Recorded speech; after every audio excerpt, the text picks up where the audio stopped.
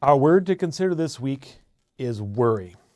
Now, what is worry? Worry is giving way to anxiety or unease, allowing one's mind to dwell on difficulty or troubles. In other words, it's a thinking thing, right? We're not actually doing something.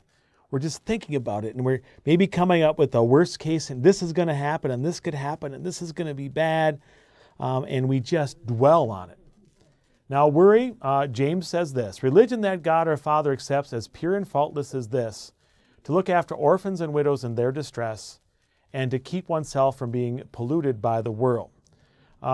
James says that, when we follow him, we're focused on other people, not worrying about ourselves. So here's something that Mark says. Whenever you are arrested and brought to trial, do not worry beforehand about what to say. Getting arrested is a terrible thing, but Jesus says don't worry about it. Why? Because he makes the promise that I'll be with you and I'll give you the words to say. And finally, worry can be handled with this verse, Romans 8:28.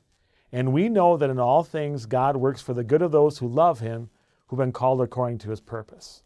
So when worry comes in our minds and we think about this, and maybe it's real things, sickness or struggles or wars or trouble, whatever it might be, we can say, wait a minute, in all things, even terrible things, God has promised to work them all for our good. And we can't see it or understand it, but we can trust it's going to be that way. So we can just let God be God, and we'll just be his children.